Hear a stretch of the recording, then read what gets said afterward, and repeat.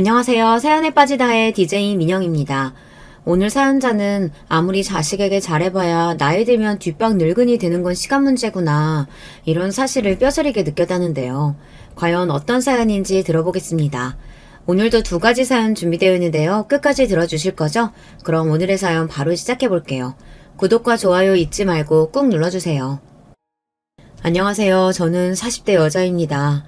저는 못 모르는 20대에 결혼해서 지금까지 매일 시댁 눈치만 보면서 살다가 제 생각이나 의견이라고는 내본 적 없이 있는 듯 없는 듯 조용하게 살았습니다. 그럴만도 한 게 남편 위로 형이랑 누나가 있는데 3남매 중 저희 신랑이 막내예요. 특히나 남편이 형이랑 10살 차이가 나고 누나랑은 8살 차이가 나다 보니 시댁 식구들이 남편을 어린애 취급합니다. 제가 제 입으로 이런 이야기하기 싫지만 시댁에서 막내 며느리인 저는 시댁에 있는 강아지보다도 서열이 낮아요. 제가 이런 이야기를 하면 남편은 아니라고 왜 그런 이야기를 하느냐고 하지만 제가 체감상 느끼는 시댁에서의 분위기는 그렇습니다. 남편과 마찬가지로 저도 친정에서 막내예요. 그런데도 시댁은 우리 집하고는 분위기 자체가 다릅니다. 저는 어릴 때부터 막내라서 오빠와 언니의 사랑을 듬뿍 받고 자랐어요. 부모님도 저라면 끔찍해 하셨고요. 그런데 시댁은 달랐습니다. 항상 남편을 어린애 취급하는 건 물론이었고 집안에 큰일이 있을 때마다 남편의 의견은 아예 들어주지 않았어요. 결혼 초기부터 그랬습니다. 결혼하고 얼마 되지 않아 남편 생일이라 제가 시댁 식구들을 모두 초대하려고 했어요. 시부모님이 지방에 계시다 보니 결혼하고 나서 한 번도 저희 신혼집에 와보지 못하셨으니까요. 아무래도 궁금하실 것 같았거든요. 그런데 남편이 하는 말이 신기하더라고요. 자기 마음은 아는데 원래 우리 집은 생일 안 챙겨. 형이랑 누나 바쁠 때는 부모님 생일도 안 챙겼는데 내 생일을 챙기겠어? 저는 남편이 하는 말이 이해가 되지 않았습니다. 그래서 그게 무슨 소리냐고 되물었어요. 형제라고 해봐야 셋인데 왜 생일을 안 챙기냐고요. 거기다가 아무리 바빠도 어떻게 부모님 생신을 안 챙길 수 있냐고 저도 모르게 따져 물었습니다. 어릴 때는 우리 집도 챙기긴 챙겼었는데 형이랑 누나가 결혼하고 나서는 다들 바쁘다고 1년에 명절 2번만 챙기자고 했어. 시댁도 처음부터 이랬던 건 아니랍니다. 예전에는 다들 서울에 살지 않았어도 자주 모이기도 했었다는데 아주버님이 결혼하고 시누이까지 결혼하고 나선 집안 분위기가 달라졌대요. 1년에 2번? 아무리 바빠도 가족끼리 어떻게 그러고 살아? 어머님이랑 아버님은 안 서운해하셔? 저는 아무리 이해해보려고 해도 이해가 되지 않았습니다.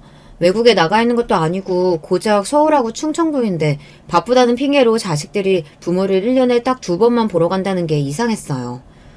나도 형이랑 누나한테 좋게 말해봤지. 근데 워낙 형이랑 누나랑 나이 차이가 나다 보니까 씨알도 안 먹혀. 그래서 부모님 댁 가고 싶으면 그냥 나만 혼자 내려갔다 오기도 했어. 연애할 때야 당연히 몰랐지만 결혼하고 보니 아주버님과 시누이가 집안일에 소홀하시더라고요. 저도 이유는 자세하게 모르지만 아주버님이랑 시누이가 결혼 전 장사하겠다고 둘이 서울에 올라와 식당을 차렸었는데 그게 잘 안 됐는지 사이가 틀어졌다고 하더라고요. 그러다가 두 분 다 결혼하고 각자 배우자가 생기고 나서는 서로 돈 문제까지 엉켜서 사이가 더 안 좋아졌다고 했습니다. 몇 년을 아예 안 만나다시피 하시다가 몇 년 전부터 시아버지의 호통에 명절에만 잠깐 만난다고 했어요. 그랬구나. 아버님, 어머님 두 분 다 연세가 있으셔서 앞으로 병원 갈 일도 많고 챙겨드려야 할 것도 점점 많아질 텐데 그럼 우리가 잘 챙겨드리자. 에이, 괜찮아. 형이랑 누나도 나 몰라라 하는데 당신까지 고생시킬 수 없지. 내가 알아서 할게. 남편은 저에게 미안해서 본인이 알아서 하겠다고 했지만 저는 그렇게 생각하지 않았습니다. 며느리도 자식인데 제가 도울 수 있는 일은 도와야 한다고 생각했어요. 남들이 들으면 요즘 무슨 그런 며느리가 있냐고 하실 수도 있지만 저는 그게 옳다고 생각했어요. 친정에서도 제가 막내라 부모님 연세가 많으세요. 친정 부모님이 퇴직하시고 지방으로 귀농하셨었는데 몇 년 만에 다시 서울로 올라오셨어요.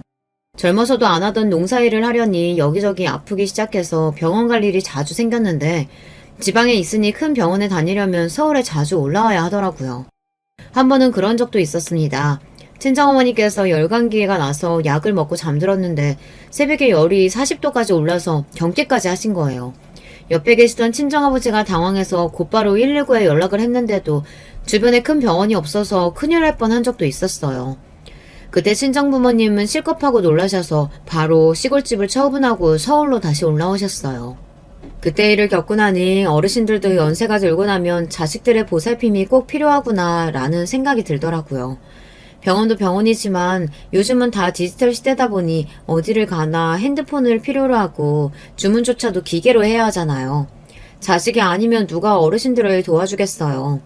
아주버님이나 시누이도 나이가 많으니 저와 남편이 하는 게 맞는다고 생각했어요. 남편의 부모님이면 제 부모님이나 마찬가지니 말로만 하지 말고 알아서 잘 챙겨드려야지 마음먹었습니다.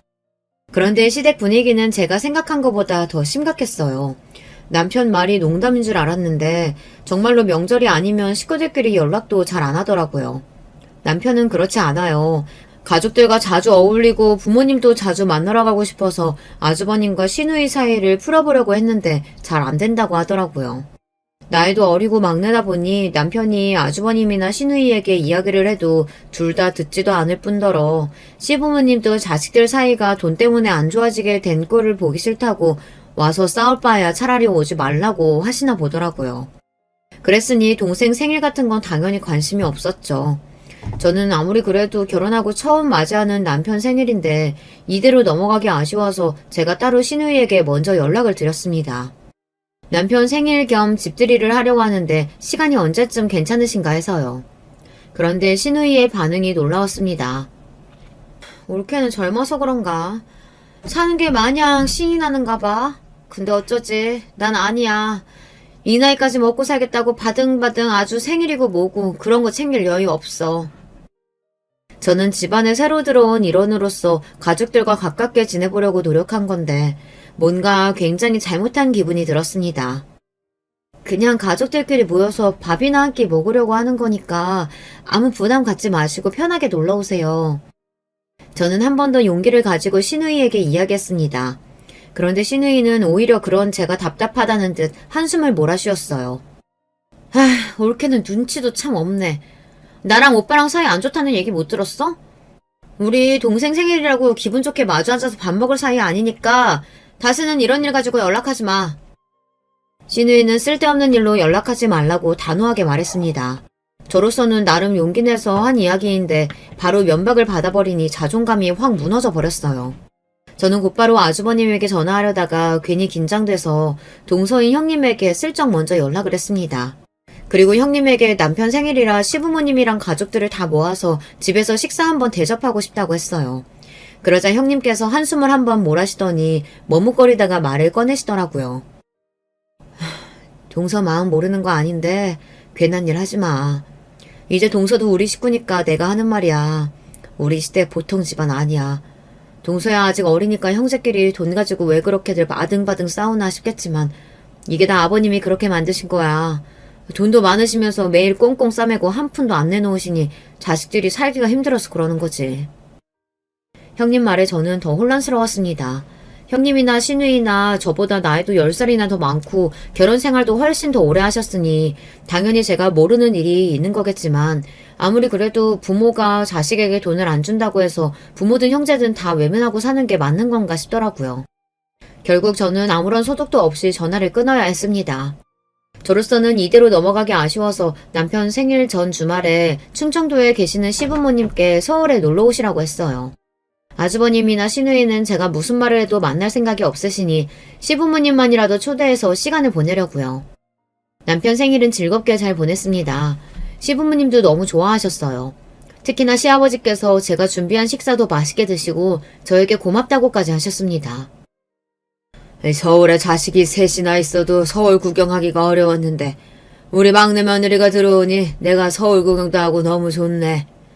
그러게 집도 너무 깨끗하게 잘 꾸며놨고 음식도 맛있다. 우리 아들이 무슨 복이 있어서 이렇게 예쁘고 싹싹한 아내를 얻었을꼬. 남편이 늦둥이다 보니 시부모님께서 연세가 많으세요. 그래서 그런지 남편보다 어린 저를 더 귀엽게 생각해 주시더라고요. 시부모님은 주말 내내 저와 남편과 서울에서 시간을 보내시고는 일요일 저녁 버스로 댁으로 돌아가셨습니다. 그런데 그날 늦은 저녁 생각지도 못한 전화를 받았습니다. 바로 시누이였어요. 시누이는 늦은 시간에 남편도 아닌 저에게 전화해서 어이없는 소리를 했습니다. 결국은 주말에 어머니 아버지 모시고 밥 먹었다며? 올케 그렇게 안 봤는데 사람이 참 영악하네. 올케가 그런다고 뭐라도 떨어질 것 같아? 우리 아버지 독한 양반이야. 이쁜 짓 좀 한다고 콩고물 같은 거 절대 없어. 신우이는 다짜고짜 전화해서 마치 제가 무슨 의도가 있어서 시부모님을 모시고 남편 생일 파티를 하기라도 한 것처럼 이야기하더군요. 저도 그날은 신우이의 무례함에 기분이 상해서 가만히 있을 수가 없었습니다. 형님은 무슨 말씀을 그렇게 하세요? 결혼하고 처음으로 시부모님 좀 집에 초대한 거 가지고 의도는 무슨 의도예요. 저 그런 거 절대 바라고 한 일 아니니까 오해하지 마세요. 결혼 전부터 시누이든 아주머님이든 다들 나이 차이가 많이 나다 보니 저도 어려워서 조심하느라 말도 잘 못하고 매일 우물쭈물했더니만 저를 바보로 알았나 봐요. 자기 마음대로 판단하고 한순간에 사람을 이상하게 만들더라고요. 올케, 자기 되게 웃긴다. 막내는 아버지랑 사이가 좋고 나랑 오빠는 부모님하고 대면대면 사니까 올케가 우리한테 함부로 해도 되는 것 같아? 형님, 제가 언제 그런 식으로 생각했다고 그러세요. 저는 누구보다 시댁 식구들하고 가깝게 지내고 싶어요. 동서가 뭔가 착각하는 것 같아서 내가 말하는 건데 나랑 오빠도 원래부터 아버지랑 이렇게 지냈던 거 아니야. 몇 년 전까지만 해도 우리 아들 우리 딸 하던 양반이라고. 그 놓친 애가. 암튼 나랑 오빠가 지금은 집안에서 찬밥 같아도 올케 하나 상대하는 건 일도 아니니까 괜한 머리 굴리지 말고 조심해. 내가 올케 똑똑히 지켜볼 거니까. 신우이는 자기 할 말만 툭 하고 전화를 끊어버렸습니다. 저는 왠지 모르게 뒤통수라도 한 대 얻어맞은 것처럼 기분이 찝찝하고 안 좋았어요. 그날 있었던 일을 남편에게 이야기했더니 남편도 어이없어 했습니다. 미안해 여보. 우리 누나가 형이랑 가게 접고 사이가 안 좋아지면서 아버지한테 미운 털이 단단히 박혀서 속상해서 그러는 거야. 이해 좀 해줘. 남편은 형이나 누나나 우리랑 세대도 다르고 생각하는 것도 달라서 그러는 거니 저에게 이해 좀 해달라고 했습니다. 저도 몰랐는데 알고 보니 남편이 시누이와는 연락도 자주 하고 가끔 따로 보기도 하는 것 같더라고요. 누나가 예민한 성격이라 자기가 힘든 건 아는데 형은 몰라도 내가 누나는 미워할 수가 없어. 나 어릴 때 부모님이 바쁘셔서 누나가 나 기저귀 갈고 밥 먹이고 다 했거든.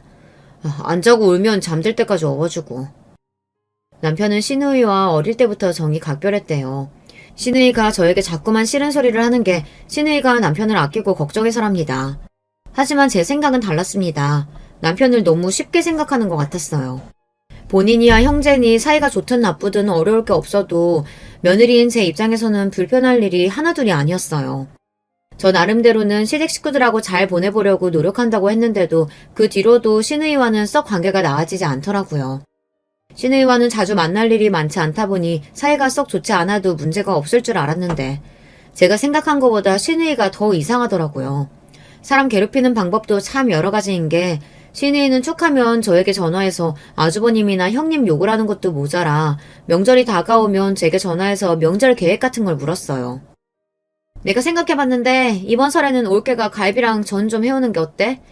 엄마 연세도 많으신데 제사 지낸다고 몇 날 며칠 전부터 휘장 보고 음식 준비하시잖아. 큰 며느리라고 있어봐야 시댁 제사고 보고 신경도 안 쓰는데 막내 며느리인 올케라도 며느리 노릇해야지. 시누이는 웬만한 시어머니보다 더 했어요. 시어머니도 저에게 안 하시던 시집살이를 시켰습니다. 저 이번에는 친정에 먼저 들렸다가 내려가기로 해서 명절 당일에나 내려갈 것 같아요. 어머님 힘드시다고 하시면 제가 갈비랑 저는 따로 주문해서 가지고 갈게요. 제가 누구한테 싫은 소리 같은 건 못하는 사람이지만 그래도 제 할 말은 합니다. 슈니가 정말로 시어머니를 걱정해서 같이 일찍 가서 음식 준비하자고 했으면 저도 아마 그렇게 했을 거예요. 그런데 명색이 딸인 시누이 본인은 아무것도 안 하면서 저에게 큰며느리인 형님 욕까지 흘리고 만만한 저에게 다 덤탱이 씌우려고 하는 속이 뻔히 보이는 짓을 하니 맞장구도 쳐주고 싶지 않더라고요. 올케, 우리 집 제사 지내는 거 몰라? 조상님들 드시는 제사상에 누가 불순하게 사온 음식을 올리니? 시누이는 갑자기 버럭 소리를 질렀습니다. 저희 친정도 제사 지내는데요. 몇 년 전부터 어머니가 너무 힘드시다고 따로 다 주문해서 하세요. 근데 집에서 기름냄새 풍기면서 힘들게 하는 것보다 훨씬 더 저렴하고 맛있더라고요. 제가 어머님께 따로 전화드려서 상의할 테니 형님은 걱정하지 마세요. 시누이에게 더는 잔소리 듣고 싶지 않아 말을 잘랐습니다. 시어머니와 제가 따로 통화해서 알아서 하겠다고 했어요. 그러자 제 말에 심통이 난 시누이가 목소리를 쫙 깔더군요. 이제는 하다하다 10살 넘게 어린 올케까지 날 무시하네. 두고 봐. 내가 가만히 있을 줄 알아? 형님, 저 절대 형님 기분 상하게 하려고 이러는 거 아니에요. 형님이 자꾸 말도 안 되는 거 가지고 꼬투리를 잡으시니까. 신우이는 겪으면 겪을수록 자격지심이 심한 사람이었습니다. 제가 잘못한 것도 없는데 신우이는 제가 무슨 말만 하면 무시한다, 두고 봐라, 지켜보겠다 경고했어요. 우리 착한 막내가 결혼하더니 누나한테 연락도 안 하고 신경도 안 쓴다 했더니만 이제 보니까 올케가 다 뒤에서 조정하고 있었던 거구나.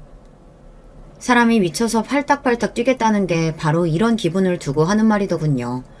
결혼하고 신우이 얼굴을 직접 보고 대화한 건 손에 꼽힐 정도였는데 툭하면 전화해서 본인 스트레스를 괜히 저한테 풀어대니 정말 못 살겠다는 소리가 나오더군요.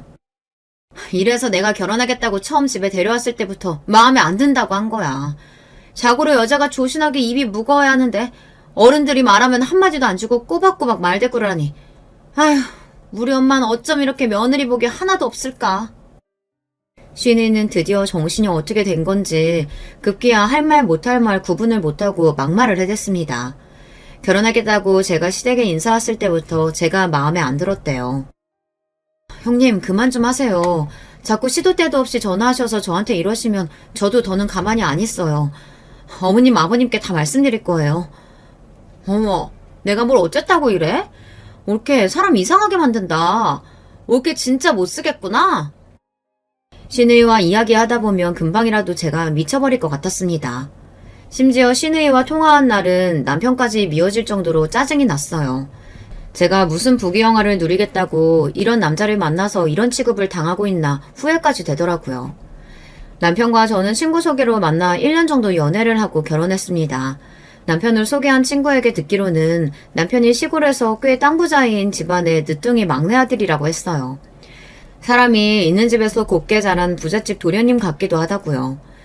저도 속물인 게 그 말에 홀떡 넘어가 소개팅을 하기도 전부터 남편이 마음에 들었습니다. 그런데 주선자가 했던 말이 다 맞았어요. 남편은 땅 부잣집 막내 아들의 성격도 온순하고 착했어요. 연애하는 1년 동안 남편이 사소한데 화내는 모습을 한 번도 본 적이 없습니다. 저도 형제가 많은 집의 막내로 자라서 워낙 성격이 밝고 싫은 소리를 못해요. 그러다 보니 저와 남편은 성격이 잘 맞아서 결혼하고도 부부싸움을 해본 적이 없었어요.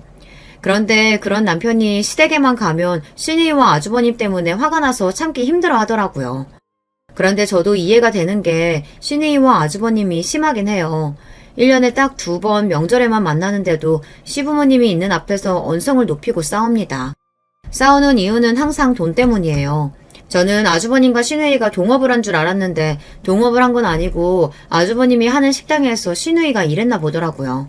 그런데 신우이가 월급 말고도 자꾸만 돈을 가불해서는 일도 제대로 안 하고 사람들 앞에서 사장 신용까지 하니 아주버님이랑 사이가 안 좋아졌나 보더라고요. 너 그때 가불해서 간 700은 도대체 언제 갚을 거냐? 내가 너 때문에 애들 엄마 볼 낯이 없다 없어.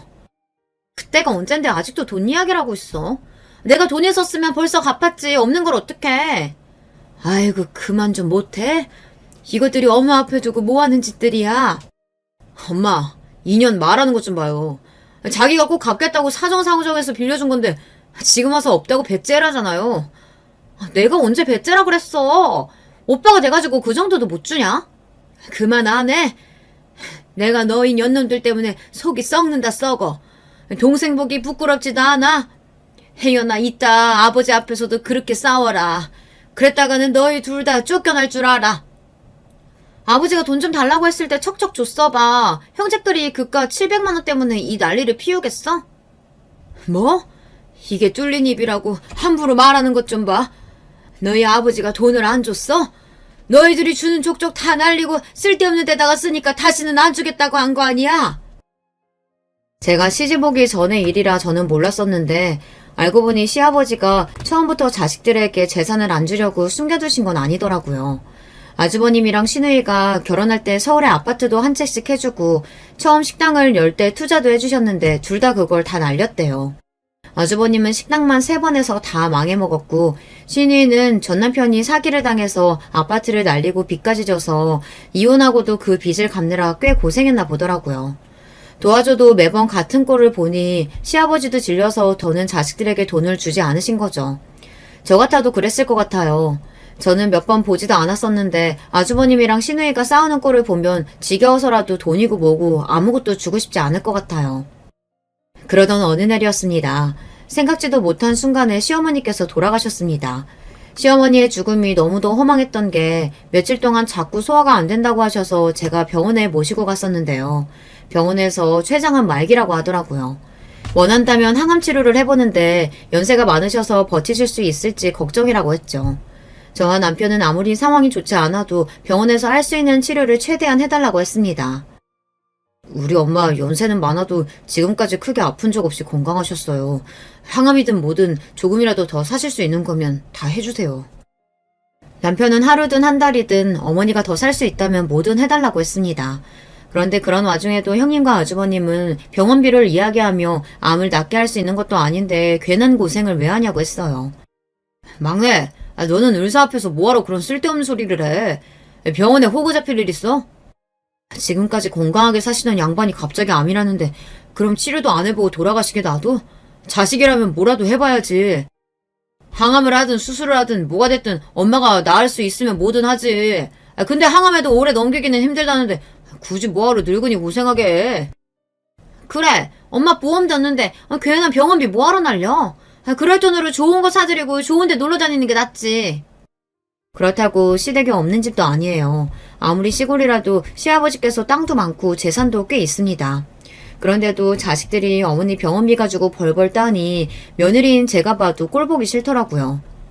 돈도 돈이지만 그래도 하안 받으면 암이 작아질 수도 있다는데 해보는 게 좋지 않을까요? 올케가 뭘 한다고 우리 집 일에 나서. 우리 엄마는 딸인 내가 잘 알아. 병원 가는 거 싫어서 웬만큼 아파도 약국에서 약만 사다 먹고 마는 양반인데 죽을 때까지 병원 신세 지게 해서 좋을 게 뭐가 있어?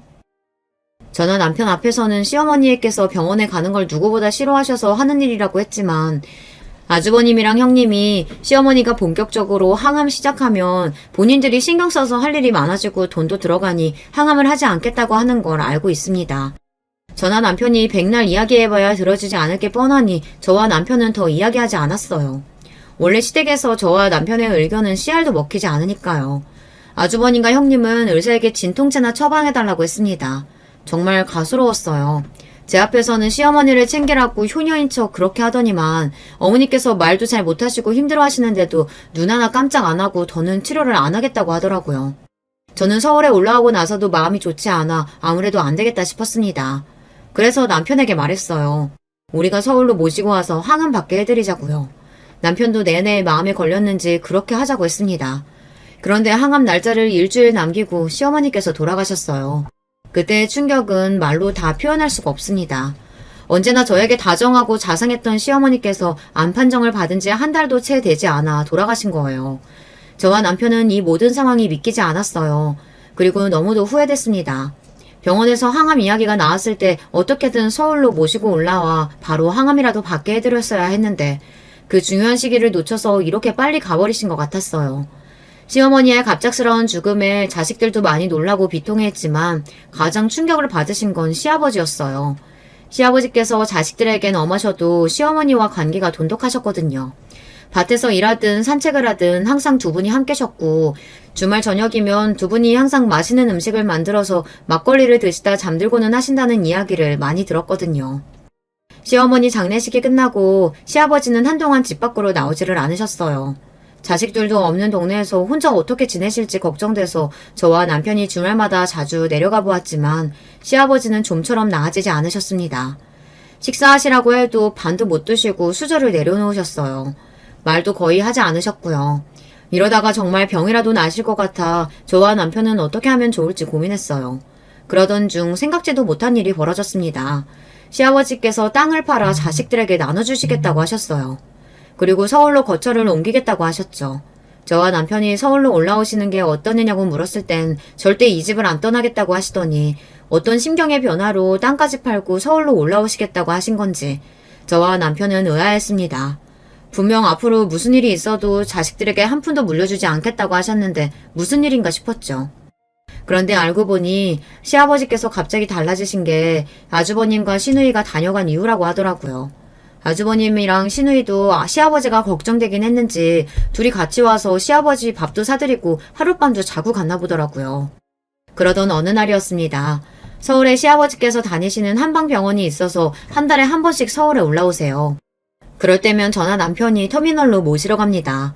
며칠 뒤면 병원에 오시는 날이라 몇 시 버스를 타고 오시려나 궁금해서 제가 시아버지께 연락을 드렸었는데요. 전화를 안 받으시더라고요. 처음엔 또 어디 놀러 가시면서 핸드폰을 안 가져갔나 보다 했는데 저녁 시간이 지날 때까지 연락이 없으시더라고요. 저는 걱정이 돼서 다시 한번 전화를 드렸습니다. 그런데 저녁 8시가 넘어갔는데도 전화를 안 받으시더라고요. 아무래도 이상하다 싶어 시아버지 댁 CCTV를 확인했습니다. 시아버지께서 그 큰 집에 혼자 사시다 보니 걱정돼서 남편이 설치를 했거든요. 그런데 놀랍게도 집안 어디에도 시아버지의 모습이 보이질 않았습니다.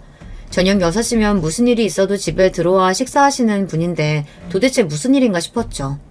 그런데 CCTV 영상에 이상한 게 찍혔습니다. 마당 한편에 누가 누워있는 게 보이더군요.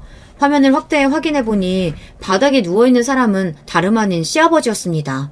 저는 너무 놀라서 곧바로 시아버지 댁 근처의 파출소에 연락해서 도움을 청하고 그 길로 남편과 시아버지 댁으로 내려가던 길이었어요. 그런데 시댁으로 내려가던 중 파출소에서 연락이 왔습니다. 시아버지께서 응급실로 가던 중 다행히 정신을 차리셔서 현재 병원에 도착해 계시다고요. 보호자분은 언제 도착하시냐 그래서 곧 도착한다고 이야기를 할 참이었죠. 그런데 그때였어요. 옆에 계시던 시아버지께서 경찰관의 전화를 빼서 받았습니다. 나 지금 당장 김 원장네 병원으로 옮길 거니까 너희들이 나 좀 서울로 데려가라. 시아버지는 다짜고짜 서울에 다니는 한방병원으로 데려가달라고 하셨어요. 저희는 갑자기 쓰러지셨으니 병원에서 이것저것 검사를 해봐야 한다고 했지만 시아버지는 무조건 가겠다고 하셨습니다. 저와 남편이 검사부터 하고 가자고 했지만 시아버지는 완강했습니다. 내 병은 내가 잘 알아. 김 원장네 병원 가면 알아서 해줄 거야. 잔말 말고 그 병원에 데려다줘. 시아버지의 고집을 누가 이기겠어요. 저와 남편은 시아버지 말씀대로 시아버지를 모시고 서울의 한병병원으로 향했습니다. 시아버지께서 진작 원장님과 따로 통화하셨는지 병원에 도착하자마자 바로 입원 준비를 해두셨더라고요. 시아버지 입원 수속을 마치고 나서야 정신이 나서 그제야 아주버님과 시누이에게도 연락했습니다. 그런데 두 분 다 누가 형제 아니랄까봐 반응이 아주 똑같더군요. 아니 재수씨, 서울까지 올라가는 동안은 뭘 하다가 이제 와서 전화를 해요. 그리고 연세도 많은 양반이 갑자기 쓰러졌다는데 제대로 검사도 안 하고 무작정 서울로 모시고 오면 돼요? 그러게. 노친네 병원에 갑자기 입원하면 누구더러 돌보라고 대책도 없이 병원부터 입원시켰대. 시아버지께서 입원하신 한방병원이 아주버님 댁에서 가까워요. 그래서 그런지 아주버님과 형님 본인들에게 귀찮은 일이 생길까봐 그러는지 짜증부터 냈습니다. 아주머님도 아버님 성격 아시잖아요. 무작정 서울로 가자고 하는데 저희가 어떻게 말려요. 시누이도 마찬가지였습니다. 본인들은 일주일에 한 번도 시아버지께 안부 전화도 잘 안 해서 쓰러지신 것도 모르고 있었으면서 오히려 저에게 연락을 빨리 안 했다고 짜증을 내더라고요. 아버지는 갑자기 왜 쓰러지신 거라는데 병원에선 뭐래? 아버지께서 우리 걱정할까봐 말을 안 하셨는데 얼마 전부터 자꾸 손이 떨리고 머리도 어지럽고 앉았다 일어날 때 다리에 힘도 잘 안 들어가셔서 병원에서 검사하셨대요. 그런데 병원에서 뇌졸중 증상이 있다고 했다나 봐요. 당시에는 심각하지 않아서 약만 받아왔는데 오늘 오전에 밭 좀 보러 나가시다 갑자기 어지러워서 바닥에 주저앉았는데 그대로 쓰러지셨다고 하더라고요. 그랬습니다. 시아버지는 몇 달 전부터 몸에 이상을 느끼고 서울에 올라왔을 때 검사를 받으시긴 했나 봐요. 약만 먹으면 증상이 좋아질 줄 알았는데 연세도 있으시고 혼자 지내시며 식사도 잘 안 하시고 약주만 드시니 건강이 악화되나 보더라고요. 뭐? 뇌졸중? 어머, 우리 아버지 어떡해? 올케는 매일 아버지 모시고 병원 다니면서 그렇게 생색을 내더니 우리 아버지 아픈 것도 몰랐던 거야? 또 시작이었습니다. 시누이는 시아버지께서 아픈 걸 몰랐냐며 저에게 따져 물었습니다. 시누이의 행동에 기가 차고 어이가 없어서 웃음이 다 튀어나왔어요. 형님, 저도 며느리지만 형님은 딸이에요. 형님이 모르는 걸 제가 어떻게 알아요? 시누이 성격을 모르는 것도 아닌데 저도 괜히 시누이와 실랑이 하고 싶지 않았습니다. 하지만 시댁에 무슨 일이 생겼다 하면 만만한 저에게 지랄을 하니 더는 받아주고 싶지 않았어요. 그렇게 시아버지의 입원 생활이 시작됐습니다. 처음엔 금방 회복하시고 퇴원하실 줄 알았는데 생각보다 시일이 길어졌어요. 문제는 입원해 있는 기간이 길어질수록 시아버지의 상태가 좋지 않았다는 겁니다. 입원한 지 2주가 지났을 때예요. 병원에서 급하게 연락이 왔는데 시아버지께서 상태가 너무 좋지 않으니 가족들이 오셔야 한다고 했죠. 저와 남편이 며칠 전 주말 갔을 때만 해도 눈을 맞추고 대화도 나눴는데 며칠 새 잘 걷지도 못하시고 눈만 깜빡거리고 계시더라고요. 불러도 대답도 안 하시고 가족들도 하나도 못 알아보고 멍하니 허공만 바라보고 계셨어요. 우리 아버지 갑자기 왜 이래요? 왜 날 알아보지도 못하고 눈도 제대로 못 뜨는 건데? 며칠 사이 급격하게 변한 시아버지의 상태에 가족들 모두는 충격에 빠지고 말았습니다. 병원에 입원할 때까지만 해도 말씀도 하시고 가족들에게도 말도 했었는데 며칠 사이 눈도 잘 못 뜨는 건 물론이고 자식들 얼굴도 알아보지 못했어요. 중풍도 중풍인데 뇌경색 증상도 있고 환자분 연세도 있어서 그런지 진행이 빠르네요. 증상이 빠르다뇨? 그러면 아버지 이러시는 게 일시적인 게 아니라 앞으로 더 심해질 거란 얘기예요? 네, 지난 2주 동안 여러 가지 치료를 진행했는데 효과가 거의 미비하다고 보셔야 돼요. 아마 환자분은 빠른 시일 내에 누워만 계시게 될 겁니다. 연세가 많으셔서 더 이상의 치료는 의미가 없을 거라는 원장 선생님의 극단적인 이야기에 남편은 어지러운지 몸을 비틀거렸습니다. 남편의 그런 모습을 처음 본 저도 놀라서 얼른 남편을 부축했어요. 원장님, 저희 아버지 잘 아시잖아요. 갑자기 이렇게 쓰러지실 분이 아니에요. 제발 좀 도와주세요. 남편은 인정할 수 없다며 원장에게 도와달라고 애원했습니다. 저도 잘 알죠. 이 연세까지 운동도 열심히 하시면서 관리 잘 하신 거예요. 하지만 저도 더는 할 수 있는 일이 없네요. 죄송합니다.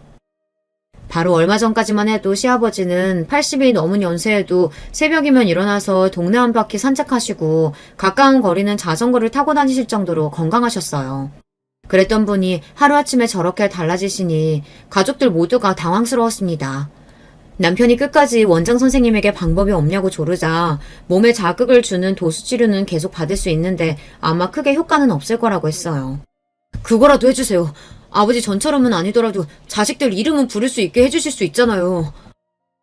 눈물까지 흘리며 어쩔 줄 몰라 하는 남편을 저는 애써 위로했습니다. 시어머니께서 돌아가셨을 때도 남편은 실신할 정도로 충격을 받았었어요. 저는 혹여나 남편이 또 쓰러지기라도 할까봐 걱정됐습니다. 시아버지에 대한 걱정도 잠시 현실적인 문제에 직면했습니다. 그럼 도수치료라도 더 해보겠다고 원장이 말을 하고 병실을 나가자 간호사가 들어왔어요. 입원 시일이 길어져서 중간 정산을 해야 한다고 하더라고요. 그런데 그때 아주버님도 시누이도 아무도 대답을 안 하고 우물쭈물하고 있었어요. 아주버님도 시누이도 변한 게 하나도 없었습니다.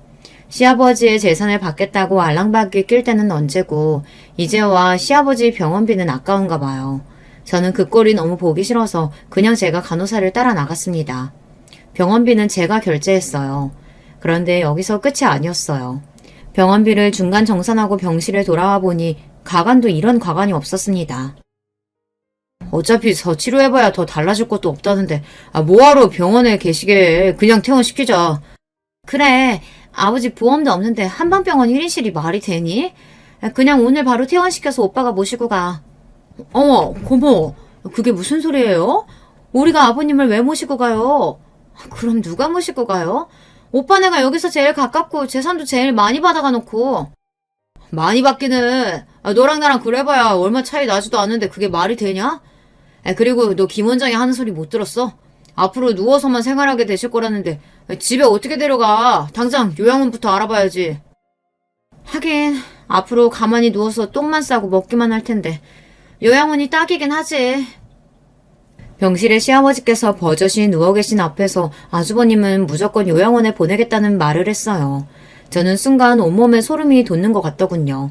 바로 얼마 전까지 시아버지께서 가지고 계신 땅을 물려받겠다고 알랑방귀 낄 때는 언제고 시아버지께서 정신마저 온전치 않다고 하자마자 곧바로 태도가 달라지더군요. 병실 좁고 냄새나서 답답해 죽겠어. 도대체 언제까지 여기서 이야기할 거야? 어차피 요양원 알아보기로 결정 다 한 거니까 그만 집에 좀 가자. 그래. 간병인도 있는데 우리가 여기서 백날 이야기해봐야 뭐해. 나랑 애들 엄마가 바로 요양원 알아보고 비용 이야기해 줄 테니까 다음 달부터 알아서들 3분의 1씩 다 내. 어머, 이게 다 무슨 소리야? 오빠가 장남이라고 땅은 제일 많이 받아갔잖아. 그럼 당연히 요양원비는 오빠가 내야지. 뭐? 너 드디어 정신이 나갔냐? 땅은 나만 받았어? 재산은 딸도 공평하게 받아야 한다고 야금야금 뺏어간 게 누군데? 웬일로 마음이 맞나 싶었더니만 아주버님과 시누이는 금세 원래대로 돌아왔습니다. 병실은 금세 아수라장이 됐어요. 요양원 이야기가 나오자마자 곧바로 또 돈 이야기가 나오고 아주버님과 시누이는 싸우기 시작했어요. 형 누나 그만 좀 해. 아버지 다 듣고 계시는데 이러고 싶어요? 평소 형과 누나에게 싫은 소리 한마디 못하던 남편도 화가 났는지 웬일로 나서서 언성을 높였어요. 하지만 세상에서 제일 만만한 남편의 말이 자기들밖에 모르는 형제들에게 들릴 리 없었죠. 이 자식이 어디서 누나랑 형 이야기하는데 끼어들여. 그렇게 아버지 걱정되면 네가 요양원비 다 내던지 아버지를 모시던지 하면 되잖아. 아주버님과 시누이가 하는 행동에 질릴 대로 질린 저는 두 사람 다 사람 같아 보이지 않았어요. 사람이 너무 화가 나니 생각할 틈도 없이 말부터 버럭 튀어나오더군요. 그만 좀 하세요. 멀쩡한 자식이 셋이나 있는데 요양원은 무슨 요양원이에요? 알겠어요. 제가 모실게요. 저 이대로 아버님 보낼 수 없어요. 저도 왜 그랬는지 모르겠습니다. 바짝 마른 몸으로 눈도 못 뜨고 병실에 누워 계신 시아버지의 모습을 보는데 도저히 발이 떨어지지 않더라고요. 제가 결혼하고 지금까지 돌아가신 시어머니나 시아버지에게 특별히 잘한 것도 없는데 시아버지는 저에게까지 땅을 물려주시겠다고 하셨어요. 물론 재산 좀 받았다고 모시겠다는 건 절대 아니에요. 며느리까지 자식들하고 똑같이 대우해 주시겠다는 시아버지의 마음이 감사하기도 하고 지금까지 시아버지께서 저를 챙겨주셨던 걸 생각하면 앞으로 남은 생 제가 챙겨드려도 되겠다는 생각이 들더라고요. 그런데 그 순간 믿기지 않는 일이 벌어졌습니다. 멍한 얼굴로 병실에 누워만 계시던 시아버지께서 갑자기 침대에서 벌떡 일어나셨어요. 그 모습에 너무 놀라서 순간 시아버지가 좀비로 변하기라도 한 건가 싶었습니다. 그 정도로 놀라서 눈알이 튀어나오는 줄 알았어요. 그런데 더 놀라운 건 시아버지께서 조금 전과는 달리 너무도 멀쩡하게 말을 했다는 겁니다. 내가 이럴 줄 알았다. 니놈들이 변했을 리가 없지. 망할 놈들. 땅 준다고 했을 때는 온갖 가머니설로 사람을 다 휘감아 놓더니만 배은망덕한 놈들. 감히 나한테 거짓말까지 해? 아버지, 분명 준풍이라고 했는데 어떻게 이렇게 멀쩡하세요? 지금 이 상황에 내가 멀쩡한 게 문제냐? 이 자식아! 막내가 내 땅 노리고 잘하는 거라고 애미가 뒤에서 다 조정하는 거라고 하더니만 그래, 내가 애초에 믿지도 않았어. 시아버지의 행동에 저와 남편은 둘 다 눈이 휘둥그레져서 말문이 턱 막혔습니다. 시아버지는 멀쩡해도 너무 멀쩡했어요. 어찌됐든 다 떠나서 너무 다행이다 싶었습니다. 그때였습니다. 너무도 멀쩡하게 저에게 다가온 시아버지께서 저와 남편의 손을 지그시 잡았어요. 저 년놈들이 헛소리해서 하마터면 내가 깜빡 속을 뻔했지 뭐냐. 고맙다 우리 아들 우리 며느리. 이제 나한텐 너희뿐이다. 저는 도대체 이게 다 무슨 일인가 싶었어요. 그런데 알고 보니 시아버지께서 다 꾸민 일이라네요. 알고 보니 시아버지께서 갑자기 서울에 올라오겠다고 하신 게 아주버님과 시누이의 작품이었더군요. 시어머니께서 돌아가시고 나서 장례식장에서부터 아주버님이랑 시어머니가 둘이 짝짝꿍을 하더니만 어느새 다시 가까워져서는 같이 식당을 다시 하려나 했나 봐요. 그것도 이번엔 아주 작정하고 크게 말이죠. 아주버님이나 시누이나 둘은 자금이 없으니 이 김에 시아버지에게 땅을 팔게 할 작정으로 남편과 저를 이용한 겁니다. 아버지, 저도 막내에 대해서 이렇게 말하고 싶진 않은데 애가 장가가더니만 아주 이상해졌어요. 제가 괜히 분란 만드는 것 같아서 차마 말씀 못 드렸는데 어머니 돌아가시기 전에 병원에서 항암하면 어머니 좀 더 사실 수 있다고 했는데도 그걸 글쎄 우리한테도 일절 이야기 안 하고 더 방법 없다고 그냥 약만 드시게 한 거더라니까요. 뭐? 그게 진짜야? 아버지, 우리가 이런 거 가지고 거짓말을 뭐하러 하겠어요. 우리도 어머니 돌아가시고 나서야 알아서 얼마나 속상했는데. 말도 안 돼. 우리 순진한 막내놈이 그럴 리가 없어. 우리 막내가 어디 그러래야. 아버지가 예뻐하는 그 막내 며느리가 우리 착한 막내 뒤에서 다 조종하는 거지. 그 여우 같은 것들이 아버지한테도 괜한 짓 하기 전에 이제 현실을 보시고 자식들 말 좀 들으세요. 이참에 시골집이며 땅 다 팔고 서울로 올라와서 자식들 곁에 사시면 아버지도 좋잖아요. 그래요. 자식들이 다 서울 사는데 아버지 연세에 어떻게 혼자 살아. 제가 우리 집 근처에 좋은 집으로 알아볼 테니까 걱정하지 말고 서울 올라오세요.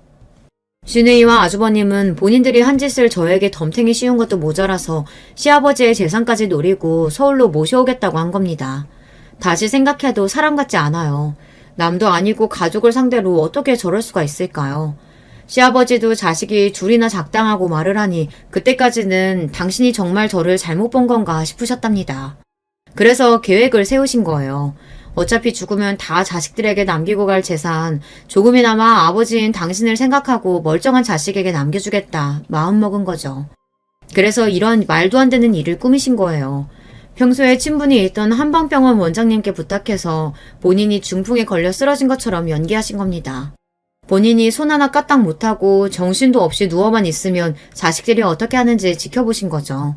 진실을 모두 알게 된 시아버지는 그날로 아주버님과 시누이에게 주기로 했던 땅과 재산을 모두 다시 빼앗았습니다. 너희는 내가 오늘 당장 죽어도 내 돈 10원 한 장 못 가져가니까 그렇게 알아. 아버지 왜 그러세요? 제가 잘못했어요. 한 번만 용서해 주세요. 이거 제 생각 아니에요. 순자 전현이 이렇게 하자고 한 거예요. 뭐야? 내가 언제? 아버지 저 새끼 다 말 뻥이에요. 아버지 제 맘 아시죠? 아주버님과 시누이는 끝까지 가관이었습니다. 50을 훌쩍 넘긴 나이에 도대체 뭐 하는 것인지 모르겠어요. 그날 이후 시댁에는 많은 변화가 있었습니다. 시아버지께서는 모두 다 정리하고 서울로 올라오셨어요. 저와 남편은 저희가 모시겠다고 했는데도 시아버지는 한사코 거절하셨습니다. 너희 시어머니 돌아가셨을 때 이미 우리나라에서 제일 좋다는 실버타운 계약해뒀다. 내가 돈 있는데 뭐하러 며느리 눈치 보며 사니? 시아버지는 끝까지 대단하신 분이었어요. 그리고 실버타운에서 지낼 돈만 남기시고 나머지 재산을 모두 다 막내인 저와 남편 그리고 아이들에게 남기셨습니다. 단 시아버지께서 돌아가시고 나서도 시어머니와 당신의 제사를 누구보다 상다리 휘어지게 차려달라고 하셨어요. 현재 시아버지는 실버타운에 입주해 잘 지내고 계세요. 저와 남편은 시아버지께 물려받은 재산으로 근처에 건물을 올렸습니다. 사람이 참 오래 살고 볼 일이에요. 제가 서울에 건물이 생길 줄 어떻게 알았겠어요. 물론 아주버님과 시누이는 아직도 포기를 못하고 매일같이 실버타운에 드나든다네요. 조금이라도 좋으니 시아버지께 재산을 달라고요. 시아버지는 아예 실버타운 근처에는 오지도 말라며 자꾸 귀찮게 하면 지금 사는 집까지 뺏겠다고 엄포를 놓으셨대요. 물론 저나 남편에게도 연락이 와요.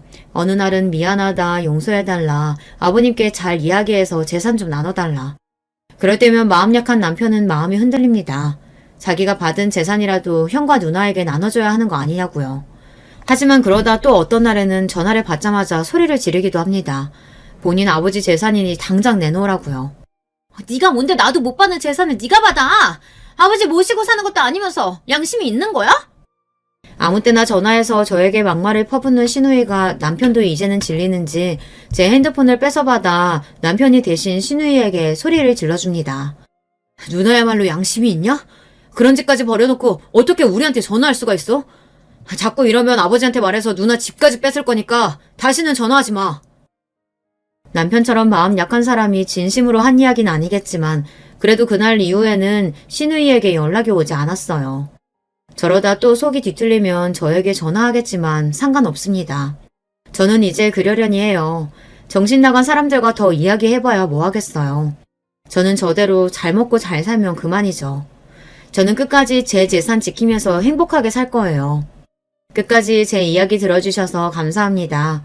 여러분의 가정에는 항상 행복한 일만 있으시길 바랄게요. 여러분 안녕하세요. 저는 현재 충청도에서 행복하게 사는 40대 후반 여자입니다. 요즘 날씨가 매우 덥죠. 친정 부모님이 시골에서 과수원을 크게 하고 있는데 일을 도우러 가면 더워서 땀이 계속 나오더라고요. 그래도 맛있는 과일을 보면 그렇게 뿌듯할 수가 없답니다. 저는 한동안 서울에서 살다가 얼마 전에 시골로 내려왔어요. 풍경을 보기만 해도 자연 속에 있다는 그 느낌 자체가 얼마나 좋은지 몰라요. 어렸을 때 시골에서 자라서 저는 도시보다 시골이 훨씬 더 좋답니다. 사실 우리 가족이 시골에서 살게 된 계기는 다 저 때문이에요. 원래는 아빠는 서울에서 일하던 회사원이었어요. 제 위로는 2살 차이 언니가 있고 제가 크게 아프기 전까지는 다 같이 서울에서 살았다고 하더라고요. 저는 너무 어릴 때가 잘 기억이 나지 않습니다. 제 인생의 오랜 기억은 거의 병원에서 있었던 기억들이에요. 엄마, 나 집에 가고 싶어. 병원 싫어. 아픈 것도 싫어. 나 집에 갈래. 언니랑 아빠도 보고 싶어. 응? 나 수술하는 것도 싫고 그냥 언니랑 피자 먹으러 가고 싶어. 나 집에 갈래. 보내줘.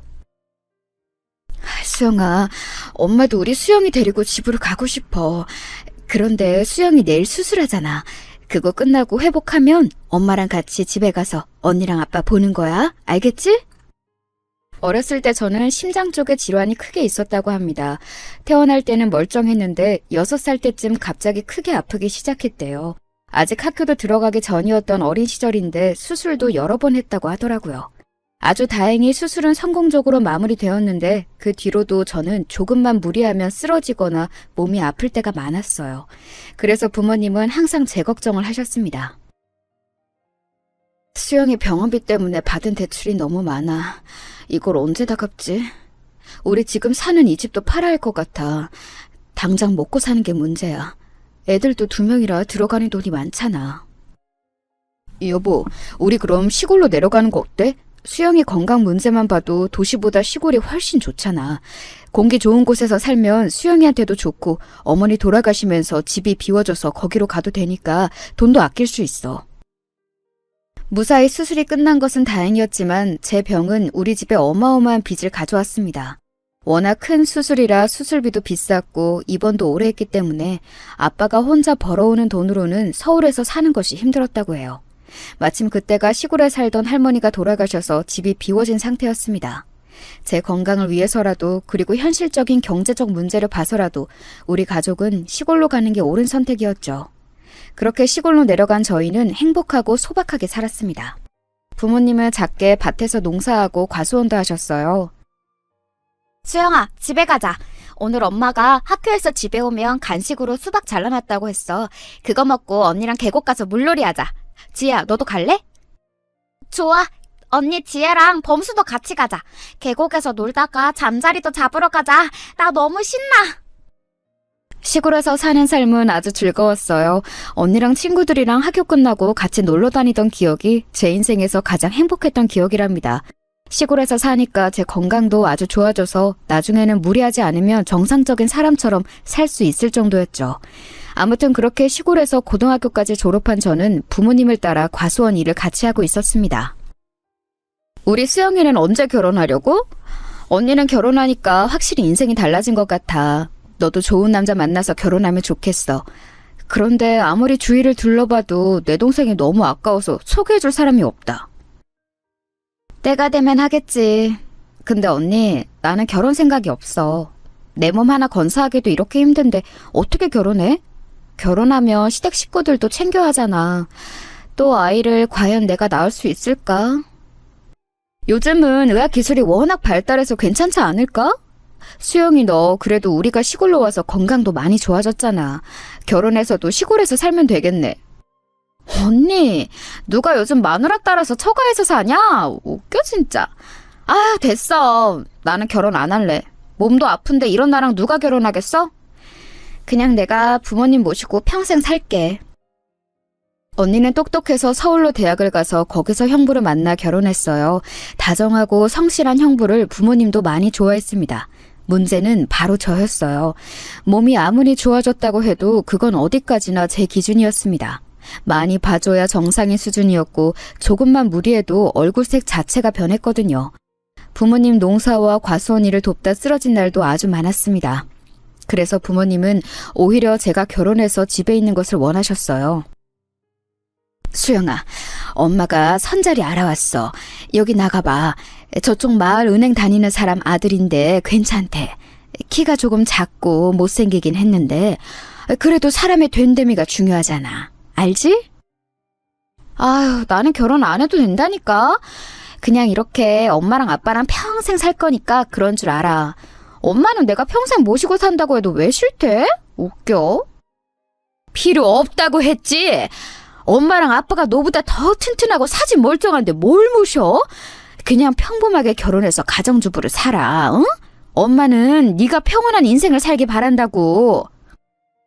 부모님은 계속해서 선자리를 들고 오셨는데 저는 결혼하고 싶은 마음이 들지 않았습니다. 그래서 그렇게 몇 년을 거절하고 혼자 살았는데 그런 제가 결혼까지 하게 된 사건이 발생했습니다. 언니를 보러 서울에 갔다가 길을 잃었는데 어떤 남자 한 명이 제가 터미널까지 갈 수 있게 도와주었어요. 아, 여기로 가세요? 이 지역이 마침 우리 엄마 고향이라 저도 알거든요. 이렇게 보니 반갑네요. 이것도 인연인데 우리 커피라도 한 잔 마실래요? 아, 네, 좋아요. 이 지역이 작아서 아는 사람도 별로 없는데 진짜 신기하네요. 아, 제 이름은 박수영이에요. 성함이 어떻게 되세요? 저는 지금 부모님 일을 돕고 있어요. 저는 김민석입니다. 서울에 있는 회사에서 사무직으로 일하고 있어요.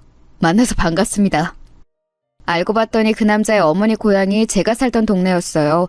그렇게 마주 앉아 얘기하는데 시간 가는 줄 모르겠더라고요. 평생 결혼하지 않을 거라고 떠벌리고 다녔던 저는 결국 이 남자와 사랑에 빠져 결혼까지 단번에 하게 되었습니다. 엄마는 수영이 네가 결혼한다니까 너무 행복해.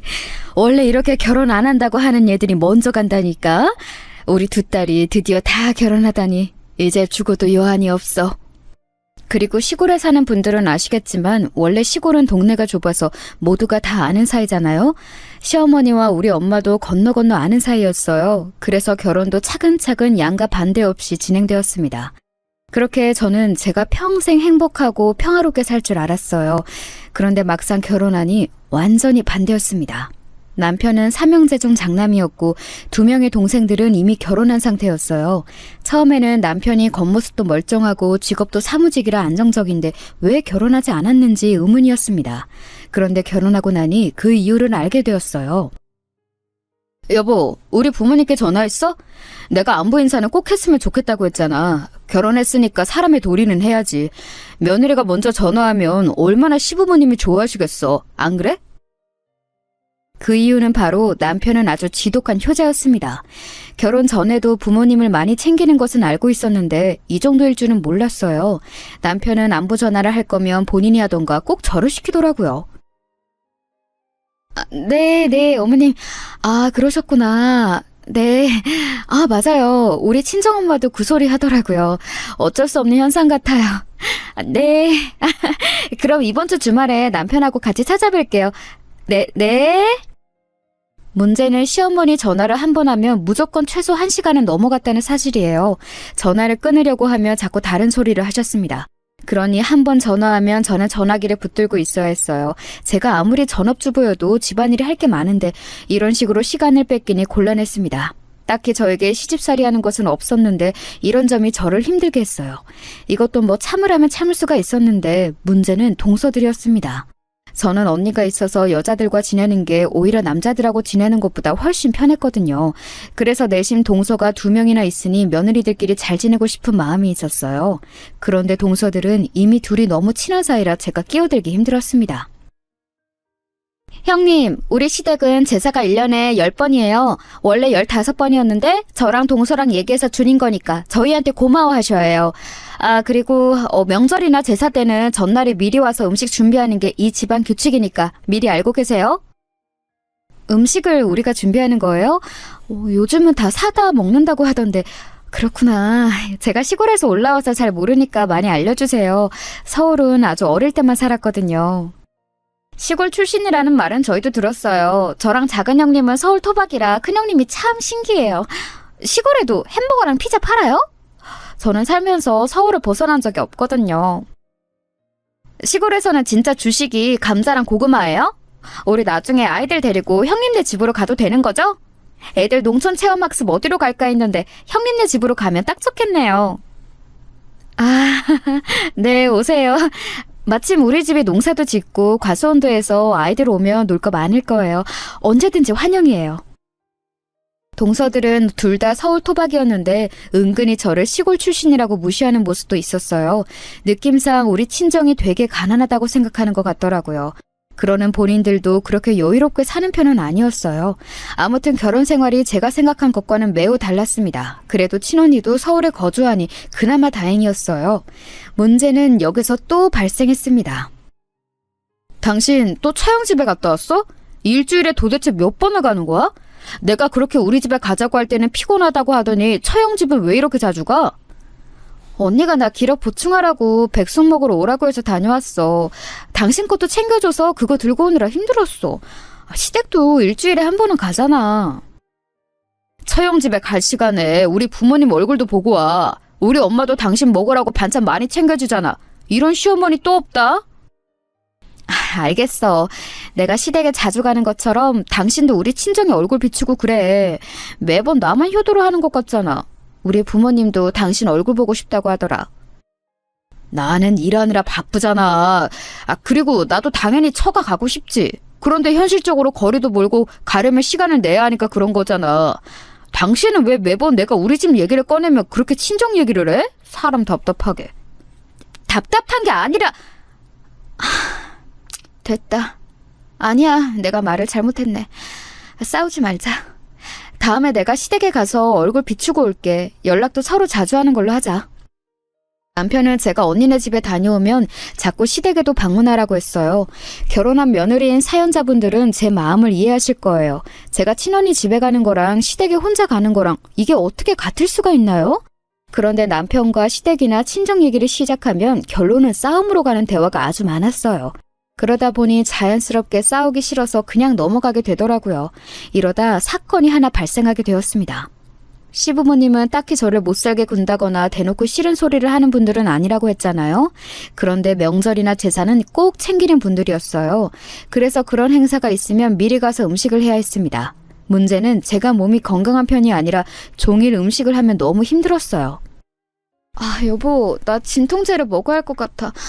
지금 머리가 핑핑 돈다. 내가 조금 무리하면 이러더라고. 아무래도 아까 부엌에서 환기가 잘 안 되는데 계속 요리하느라 신경 써서 그런가 봐. 그래? 알겠어. 자, 여기. 우리 집이 명절이랑 제사를 유독 중요하게 여겨서 그래. 당신이 이해해줘. 그래도 이렇게 끝나면 우리 먹을 음식도 챙기고 좋잖아. 그렇지? 워낙 준비해야 하는 음식의 종류가 많아서 나중에는 명절이나 제사가 다가오면 일주일 전부터 머리가 아프기 시작했어요. 한 달에 한 번은 꼭 모여야 해서 편두통을 달고 살았습니다. 그래도 저는 결혼했으니 며느리 도리로 군말 없이 참여했어요. 그런데 어느 날 부모님이 과수원 일이 갑자기 잘 되면서 일손이 부족하다고 연락이 왔습니다. 그래서 남편에게 같이 일을 도우러 가자고 했더니 뭐라고 했는지 아세요? 거기까지 언제 내려가? 내가 일이 바쁜 거 알잖아. 나도 당연히 돕고 싶어. 그런데 내가 내려가서 일 돕고 올라오면 나는 언제 쉬어? 뭐? 당신 말 진짜 섭섭하게 한다. 나는 힘들어도 당신의 집안 명절이나 제사 때 빠지지 않고 참여하는데 당신은 이렇게 단칼에 거절해? 우리 부모님이 언제 매달 내려오라고 했어? 이번만 부탁한 건데 왜 그렇게 말해? 나는 밖에서 일하느라 바쁘잖아. 내가 당신하고 같아? 내가 가기 싫다고 한 거 아니잖아. 당연히 나도 가고는 싶어. 그런데 지금 겨우 주말에만 쉬는데 그 주말을 이용해서 다녀오자고 하니까 현실적으로 힘들다는 거지. 그럼 나 데려다주고 당신은 올라가. 그러면 되겠네. 우리 부모님한테는 급한 일이 있다고 내가 말할게. 그럼 됐지? 제가 시댁에 하는 것처럼 남편도 친정의 도리를 다하길 바랬어요. 그런데 남편은 일이 바쁘다며 우리 친정 일에는 진심으로 돕지 않았습니다. 너무 속상했지만 언니에게 말했더니 남자들이 원래 그렇다고 저보고 참으라고 하더라고요. 그래서 혼자 친정에 가서 일을 도왔는데 너무 다행인 것은 친정 부모님께서 하던 과수원이 크게 성공했다는 거였습니다. 아니 엄마, 이게 다 뭐야? 우리 이렇게 주문이 많이 들어와? 세상에, 나 살면서 우리 과수원이 이렇게 장사 잘 되는 거 이번이 처음인 것 같은데? 맞지? 맞아. 우리가 이번에 복숭아가 대박인 거 있지? 너희 아빠랑 나랑 고심해서 복숭아를 키웠더니 이게 그렇게 맛있어.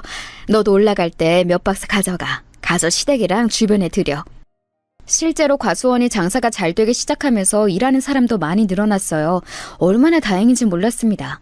이 얘기를 시부모님 앞에서 했더니 시어머니가 크게 관심을 보이더라고요. 그래? 과수원이 잘 되면 진짜 돈을 많이 번다고 하던데 다행이구나. 사돈께서 열심히 일하시더니 이렇게 성공하셨네. 이제 우리 새아가가 임신만 하면 얼마나 좋으실까? 그러니까요. 안 그래도 남편하고 같이 노력 중인데 도저히 우리 부부에게 아기가 찾아오질 않아요. 병원에서는 제가 몸이 약해서 그런 거라고 하던데 남편하고 요즘 시험관을 통해 가질까 생각하고 있어요. 시험관으로 가지면 몸이 더 약해지지 않을까? 몸에 무리가 가지 않도록 조심해라. 그나저나 새아가, 이건 아들한테 비밀로 하고 들어주렴. 조심스러운데 돈을 좀 빌려줄 수 있겠니? 둘째 내가 이사 간다고 하던데 조금 보태준다고 말했거든. 그런데 지금 당장 돈이 없어. 어느 정도가 필요하세요? 저도 제가 일하는 건 아니라 친정 부모님께 따로 말씀을 드려야 해서요. 너무 많은 돈은 조금 곤란할 것 같아요. 많이는 아니고 딱 이사에 필요한 만큼이면 되는데 어떻게 안 되겠니? 일단 아들한텐 비밀로 해다오. 부모가 돈이 없어서 며느리에게 빌린다는 것을 알면 속이 어떻겠니? 시부모님은 우리 친정 부모님의 과수원이 잘 된다는 소식을 듣자 돈을 조금씩 빌려가기 시작했습니다. 처음에는 그렇게 크지 않은 돈이었어요. 그런데 점점 날이 갈수록 빌리는 돈이 많아졌고 심지어 갚는 기한도 늘어나게 되었습니다. 그래서 너무 고민이야. 자꾸 남편한테 비밀로 하라고 하면서 돈을 빌려가더라고. 엄마한테 슬쩍 말하니까 엄마는 신경 쓰지 말래. 어떻게 신경을 안 써? 돈을 갚는 것도 적은 것 같더라. 괜히 시댁에 밉보여서 좋을 게 없으니까 그런 것 같아. 일단 너한테 또 빌려달라는 말 하면 이제 둘러대. 이래서 잘 사는 거 너무 티내면 안 좋다고 하는 건가 보다. 친언니의 조언을 받고 이 뒤로는 시어머니가 친정에 관해 물어도 말을 돌리고는 했어요. 그러자 시어머니도 저에게 대놓고 돈을 빌려달라는 말은 줄어들었습니다. 저는 그래서 아무 문제가 없는 줄 알았죠. 여기에 숨겨진 진실이 있을 거라고는 전혀 몰랐답니다. 한편 저와 남편은 둘 다 아이를 원했어요. 저는 행복한 어린 시절을 보냈기에 아이를 낳아 똑같이 행복하게 살길 원했습니다. 그런데 제가 워낙 몸이 좋지 않으니 자연적으로 아기가 생기지 않더라고요. 아무래도 자연으로 임신하는 것은 어려워 보입니다. 시험관으로 임신하더라도 사모님 몸이 약하니까 만약 임신하게 된다면 절대적인 안정이 필요해요. 그건 꼭 명심하시고 아이를 가지셔야 해요. 알겠죠? 자연 임신이 힘드니 시험관으로 가지려고 했는데 문제는 제 몸이었어요. 워낙 몸 상태가 좋은 편은 아니라 임신하게 되면 그것도 문제였습니다. 하지만 그만큼 아이에 대한 갈망이 매우 컸기 때문에 우리 부부는 시험관 시술을 결정했어요. 엄마, 아이가 왜 안 생기는 걸까? 나는 시험관도 한 번에 될 줄 알았어.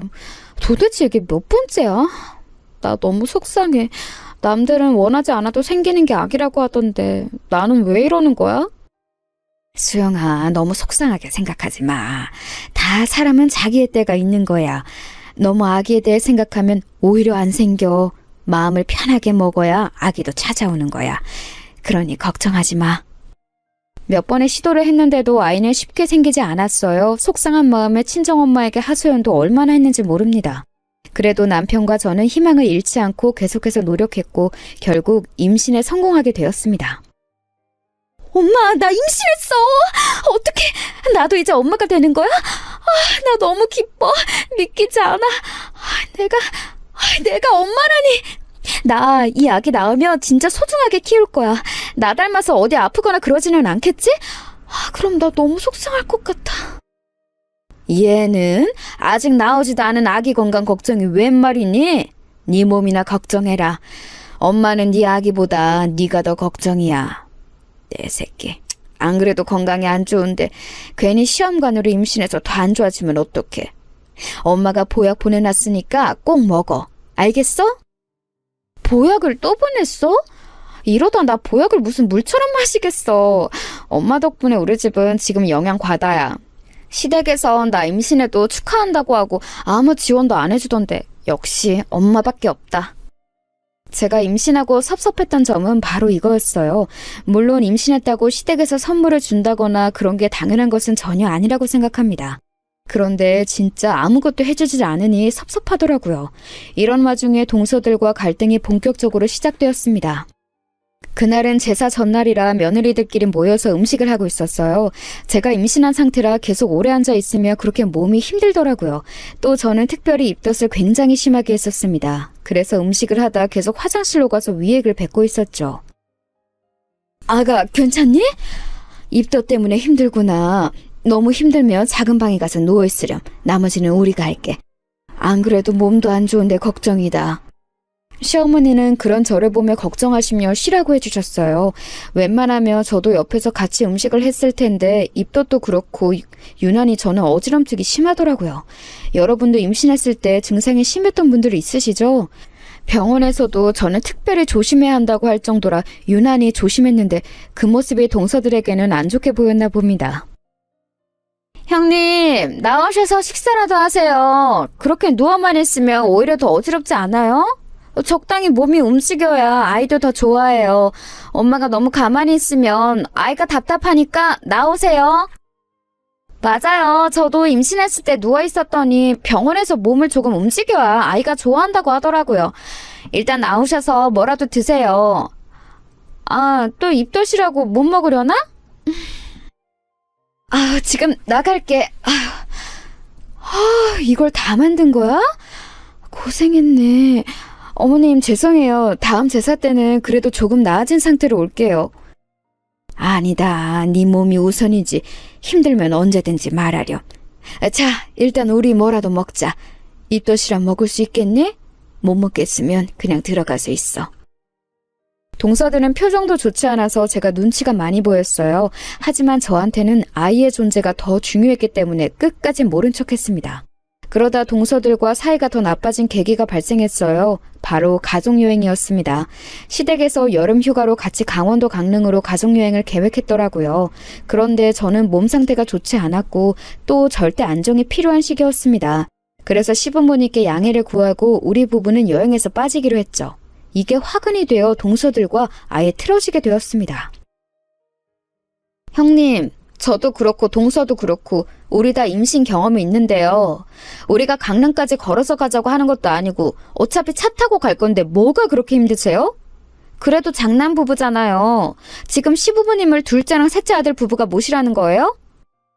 아, 동서, 내가 건강한 몸이면 모르겠는데 내가 전에 말했잖아. 나는 원래 어릴 때 크게 아파서 무리하면 안 돼. 이번에도 병원에 말했더니 나한테 무리하면 안 된다고 여행은 무리라더라. 괜히 갔다가 잘못되면 안 되잖아. 아무리 몸이 안 좋아도 다들 여행은 잘 다녀요. 형님, 가족여행은 쏙 빠지고 나중에 따로 태교여행 가는 것은 아니죠? 이번에 안 가실 거면 비용은 내주셨으면 좋겠어요. 시부모님 비용을 형제들이 나눠내기로 했는데 형님네가 빠지면서 부담하는 비용이 늘었거든요. 우리 부부는 안 가는데 왜 돈을 내야 하는 거야? 돈이 없어서가 아니고 이해가 안 가서 그래. 게다가 내가 몸 상태가 임신한 상태잖아. 시부모님도 이해하는 걸 왜 동서가 나한테 이러는지 나는 이해가 가지 않아. 어쨌든 가족들이 같이 가는 여행에 형님네가 빠지는 건 맞잖아요. 그러면서 원래 쓰려고 했던 비용보다 많은 돈이 들어가니까 그게 우리 입장에선 부담이고요. 형님은 돈 내고 안 가면 오히려 이득 아닌가요? 몸 상태가 좋지 않아 여행에서 빠지겠다고 하니 둘째 동서에게 전화가 왔어요. 안 가는 대신 돈을 내라는 말에 너무 황당했습니다. 일단 알겠다고 대답하고 끊고 퇴근한 남편에게 말했죠. 그게 무슨 말이야? 돈을 내라고? 그럴 거면 그냥 우리도 가자. 여보, 많이 무리야? 내가 휴게소마다 서서 당신 상태 살필게. 그리고 강릉 가서 바다를 보며 기분 전환도 되고 오히려 좋지 않을까? 어차피 해외로 가는 것도 아니고 거기에도 병원이 있을 거야. 뭐? 당신의 돈을 안 낼 생각을 해야지 거기서 가겠다고 생각을 하면 어떡해? 너무 당황스럽다. 병원에서도 가지 말라고 하던데 당신은 오히려 가자고? 어떻게 그럴 수가 있어? 당신은 내 걱정 안 해? 에이 여보, 당신 걱정을 안 하는 게 아니고 내 말은 우리가 어디 미국이나 호주를 가자고 하는 게 아니잖아. 강릉에도 산부인과가 있으니까 만약에 힘들면 병원 가면 되는 거지. 나는 당신이 바다를 보면 기분이 좋아질까 봐 그런 거야. 화났으면 미안해. 남편은 그 뒤로도 저를 설득했어요. 그래서 저는 남편의 말에 넘어가서 같이 여행을 가게 되었습니다. 갈 때는 남편의 차를 타고 편하게 이동했는데 확실히 휴게소마다 정차하니 편하게 갈 수 있었어요. 그리고 도착해서도 남편 말대로 바다를 보니 확실히 기분이 좋더라고요. 그런데 그 기분도 오래가지 못했습니다. 사건은 그날 밤에 일어났어요. 세아가 몸이 안 좋아도 옆에 앉아있기라도 해라. 그래도 모처럼 이렇게 가족끼리 여행 왔는데 분위기는 망치지 말자. 응? 너무 힘들면 들어가도 좋아. 숙소에서 술과 음식을 마구 사서 시댁 식구들은 같이 밥을 먹기 시작했습니다. 저는 그때도 입덧이 계속해서 진행 중이었어요. 음식 냄새를 맡으니 자꾸 속에서 뭐가 올라오는 느낌이 들더라고요. 그러면서 두통도 같이 오기 시작했습니다. 도저히 못 버틸 것 같아 일어났더니 셋째 동서가 저에게 말을 걸었어요. 형님, 일어나신 김에 저쪽에서 저희 술 좀 가져다 주세요. 맥주 3병 부탁드려요. 감사합니다. 동서는 그렇게 말하고 몸을 돌려 재밌게 얘기하기 시작했습니다. 당황했지만 맥주만 가져다 주고 방에서 쉬려고 했어요. 그렇게 술이 있는 베란다로 나가서 술을 가져오려고 했는데 순간적으로 머리가 핑 도는 느낌이 들었어요. 어떡하지? 여보. 저는 순간 몸이 너무 무겁게 느껴졌습니다. 그러면서 중심을 잃고 그대로 바닥에 넘어지고 말았어요. 넘어지면서 발목도 헛디뎠고 손으로 술두를 잡아 큰 소리가 나기 시작했죠. 여보! 이게 무슨 일이야? 여보, 괜찮아? 여보! 엄마, 아버지! 119 불러주세요! 수영아, 정신 차려, 수영아! 의식을 완전히 잃은 것은 아니었는데 정신을 제대로 차릴 수는 없었습니다. 그렇게 119가 와서 병원에 실려가게 되었죠. 정말 다행히 저도 아이도 크게 다치지는 않았어요. 하지만 아이가 놀랐는지 배가 무척 뭉쳤고 저도 정신적인 고통이 매우 컸습니다. 발목도 분슬러지고 넘어지며 허리와 골반이 삐어서 움직이기 힘들더라고요. 수술하거나 그럴 정도는 아니었는데 확실히 몸에 무리가 가긴 했습니다. 아니, 당신은 왜 형수님한테 술을 가져오라고 시켜서 이 사단을 만들어? 그냥 당신이 가져왔으면 되잖아. 형수님, 괜찮으세요? 임신한 몸인데. 괜찮아요, 서방님. 걱정해 주셔서 감사합니다. 아기가 놀랐는지 태동이 조금 있지만 그래도 무리가 갈 정도는 아니에요. 동서, 나는 괜찮아. 미안해하지 않아도 돼. 동서 때문에 그런 거 아니야. 119에 실려간 거라 가족들이 저를 많이 걱정했어요. 딱 2명의 동서만 빼고요. 동서들은 쓰러져서 응급실에 누워있는 저를 가족들 몰래 째려보았죠. 너무 당황스러웠지만 최대한 모른 척을 했습니다. 시어머니도 그런저런 매우 걱정하셨어요. 아가 괜찮니? 그러게 너무 힘들면 여행 안 와도 된다고 했잖니. 아니 그렇다고 네 탓을 하는 건 전혀 아니란다. 앞으로 혹시 조금이라도 힘들면 제사랑 명절 때 오지 마. 응? 아기 낳고 네 몸이 우선이지. 시어머니의 배려 덕분에 저는 여름에 갔던 가족여행 이후로 제사에 참여하지 않았습니다. 물론 그 과정에서 동서들의 미움을 한 몸에 받게 되었죠. 동서들은 제가 일부러 꾀를 내어 가지 않는다고 생각했나 봐요. 게다가 강릉에서 다쳐서 응급실에 간 것도 일부러 한 거라고 생각하는 모습에 기가 찼습니다. 하지만 제 태교가 우선이니 일단 모른 척했어요. 강릉에서 돌아온 후에 시어머니는 저에게 따로 연락이 오셨어요. 처음에는 제 몸 상태에 대해 걱정하더니 바로 본론을 꺼내셨습니다. 그래서 지금 자금이 조금 부족해. 새아가 친정에 어떻게 부탁할 수는 없니? 이번 사업이 잘 되면 우리 가족이 돈 걱정 없이 살 수 있을 것 같아. 너희 시아버지랑 시동생들이 마지막으로 하는 사업이잖니. 며느리들도 같이 하는 사업이니 잘 될 일만 남았단다. 일단 저는 확실히 할 예정은 없어요. 곧 출산이고 다른 일에 신경 쓰고 싶지는 않아서요. 그리고 돈도 제가 부모님께 또 부탁드릴 수는 없을 것 같아요. 죄송해요. 저도 도와드리고 싶은데 함부로 그럴 수가 없는 상황이잖아요. 그래? 알겠다. 아쉽긴 하네. 이건 분명 되는 사업이고 우리는 가족이잖니. 가족이라는 건 이렇게 힘을 합쳐야 할 때 서로 돕는 게 가족이거든. 세아가 너는 그걸 아는 사람인 줄 알았는데 아닌가 보다. 알겠다. 말을 들어보니 시댁 식구들이 동서들도 합쳐서 다 유통사업을 시작했다고 하더라고요. 그러면서 시골에 있는 농작물이나 과일 등을 유통하는 걸 한다고 하던데 누가 봐도 우리 친정과 협업하면 시댁만 좋은 현상이었어요. 제가 살짝 봤더니 너무 허술했고 무엇보다 저는 진짜로 태교에 신경을 쓰고 싶었어요. 그래서 거절했더니 시어머니는 대놓고 아쉬워하셨습니다. 하지만 그렇다고 정 때문에 사업을 같이 하는 것은 말이 되지 않는다고 생각했죠. 자금을 원하길래 그것도 거절하고 저도 불편한 마음으로 있던 도중이었어요. 그러다 오늘 제가 제보한 사연에 절정이 되는 사건이 발생했어요. 명절이나 제사는 빠졌는데 문제는 시아버지의 생신이었습니다. 하필이며 그때가 또 시아버지의 환갑이었어요. 그래서 저도 시아버지의 환갑에는 무조건 참여할 생각이었습니다. 그런데 며칠 앞두고 둘째 동서에게 전화가 한 통 걸려왔어요. 형님, 이번에 시아버지 환갑인 거 아시죠? 이번에도 몸이 안 좋으셔서 못 오시나요? 그래도 환갑이잖아요. 아이도 이제 어느 정도 안정기에 들어가지 않았나요? 아, 동서, 안 그래도 시아버지 환갑은 나도 가려고 했어. 그런데 혹시 우리가 음식을 준비해야 해? 내가 내 돈으로 차라리 출장 뷔페를 부를게. 동서들도 음식 준비하는 거 힘들지 않아? 어머? 지금 무슨 소리를 하는 거예요?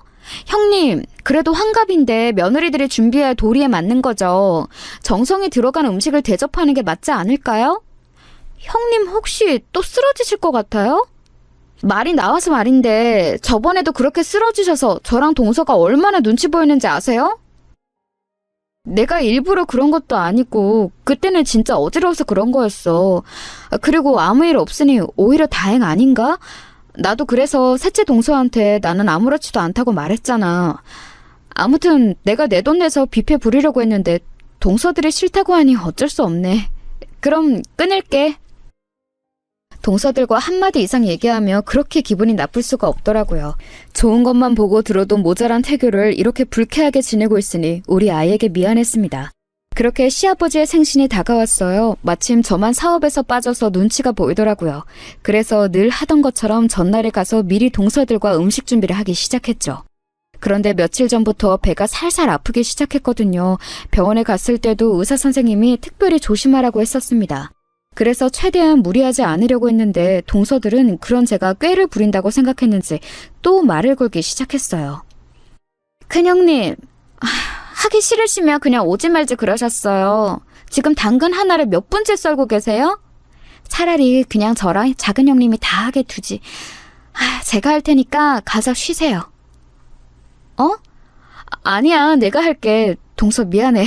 일부러 그런 게 아니고 잠깐 순간적으로 배가 땡겨서 그랬던 거야. 지금 내가 만삭이라 배가 살살 아프더라고. 곧 아기가 나올 거라 그런가? 아, 그래요? 초기도 아니고 만삭이면 오히려 움직여야 좋은 거 아닌가? 맞지, 동서? 우리도 그랬잖아. 그래서 원래 막달에는 사람들도 일부러 움직이고 그러던데. 형님, 그러면 여기 와서 칼질 계속해주세요. 여기 양파 다 다듬어 주세요. 이거 하면 오히려 배가 안 뭉칠걸요? 동서들은 그날따라 저에게 이것저것 시키는 게 참 많았습니다. 그동안 제 몸 상태를 이유로 명절과 제사 때 얼굴을 비추지 않아 불만이 많이 쌓였나 보더라고요. 그래서 저도 일부러 더 보란 듯이 몸을 움직였어요. 앓는 소리를 하기 싫었던 것도 있었고 미안한 마음도 있었거든요. 지금 생각하면 그러면 안 되는 거였습니다. 동서들은 계속해서 저에게 이거 해라 저거 해라 말이 많았어요. 시킨 대로 일하는 도중 머리가 핑 도는 느낌을 받았습니다. 이상하게 몸이 좋지 않았어요. 그러면서 배가 자꾸 아프더라고요. 순간 이건 무조건 진통이라는 느낌이 들었습니다. 친언니가 저에게 말하길 진통이면 딱 안다고 했었거든요. 이제까지 겪어본 적 없던 그 느낌이었습니다. 순간 소리를 내며 저는 부엌 한 구석에 쓰러지고 말았어요. 식은땀이 비오듯 오기 시작했죠. 남편이나 시부모님을 부르고 싶었는데 하필이면 그때 집에 동서들과 저만 있었어요. 그래도 사람이 사람을 아무리 미워해도 이렇게 쓰러져 있으면 당연히 걱정하지 않나요? 인간 대 인간으로 길 가다 사람이 쓰러져도 돌아보는데 동서들은 제가 큰 소리를 내며 쓰러져도 제 쪽으로 오지 않았어요. 사람이 아파서 끙끙대는데 어떻게 그렇게 무시할 수 있는지 어마어마하더라고요. 동서! 제가 너무 고통스러워하며 동서들을 불렀는데 동서들은 듣고도 모른 척 하더라고요. 심지어 자기들끼리 뭐라고 했는지 아세요? 너무 충격적인 대화가 제 귀에 들렸습니다. 듣기 싫어. 전혀 또 꾀병 부리네. 진짜 뭘 저렇게 아프다고 난리야? 혼자만 임신해? 동서도 나도 출산 경험이 있는데 저러는 거 너무 꼴 보기 싫어. 왜 저러는 거야? 누가 보면 혼자만 임신했어. 저 정도는 아니지 않아? 그러니까요. 아니 적당히 해야지. 저번에도 저래놓고 온 가족이 응급실로 데려갔더니 아무 문제도 없었잖아요. 제가 그때 얼마나 눈치가 보이는지 몰라요. 맥주 하나 가져다 달라고 했다가 이번에도 그럴걸요? 우리가 한 번 속지 두 번 속아요? 사업도 자기만 쏙 빠졌더라. 이러다가 우리 잘 되면 콩고물이라도 얻으려고 난리치겠지? 그때 가서 친한 척 껴달라고 하면 모른 척하자. 진짜 어쩜 저렇게 얄미운지 몰라. 시골 출신 주제에 뭐가 그리 잘났다고 저러는지 이해가 안 간다니까요. 저렇게 쓰러져 놓고 또 응급실 데리고 가면 아무 이상 없다고 할 게 뻔해요. 그냥 무시하고 우린 계속 텔레비전이나 봐요. 저 대화를 듣는데 너무 속상하고 서러워서 눈물이 나왔어요.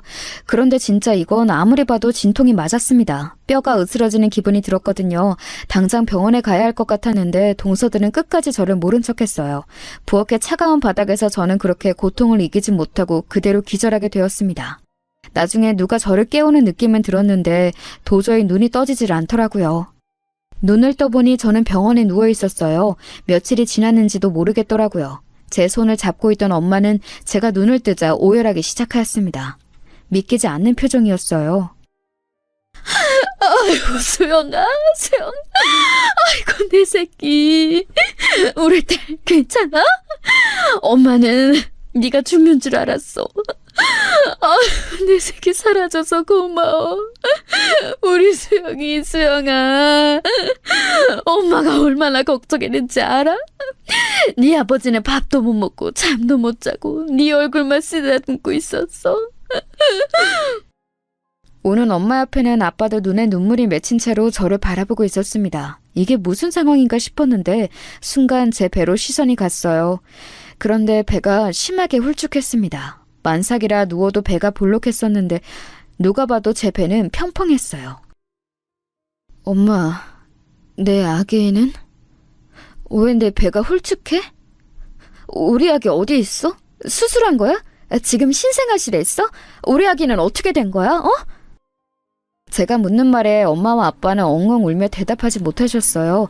답답한 마음에 소리치자 간호사가 제가 누워있는 병실로 들어왔습니다. 그러면서 의사가 잠시 후에 들어왔고 저는 청천벽력의 소식을 듣게 되었어요.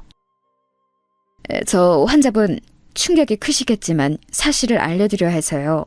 환자분이 쓰러지면서 뱃속의 태아는 그대로 사산했습니다.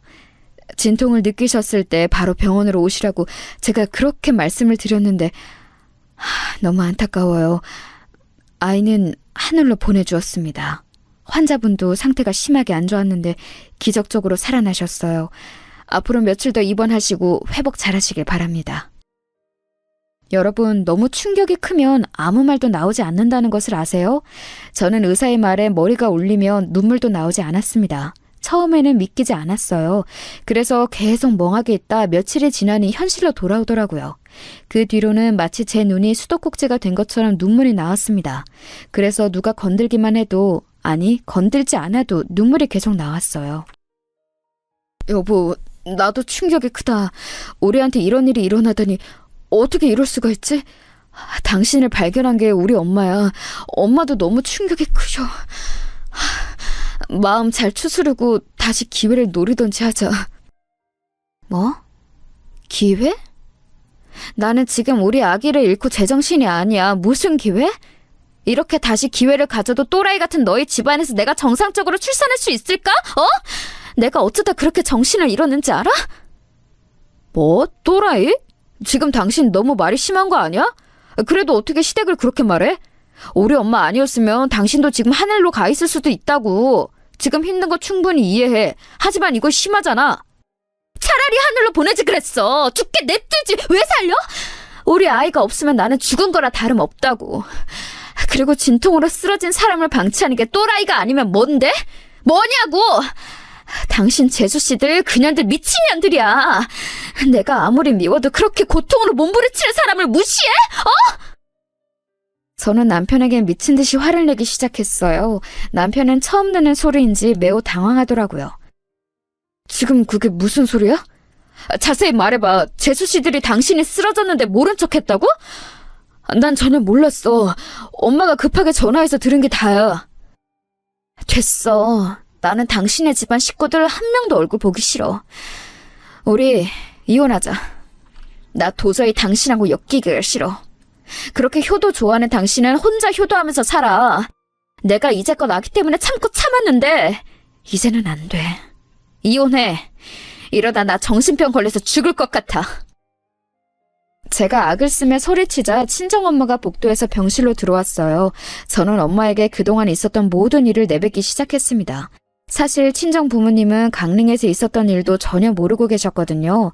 그래서 그때 일부터 시작해서 남편이 혼자 효자짓을 얼마나 했는지, 우리 집은 도와주지도 않으면서 내가 시댁에 가서 얼마나 노동했는지 죄다 하나도 숨기지 않고 얘기했어요.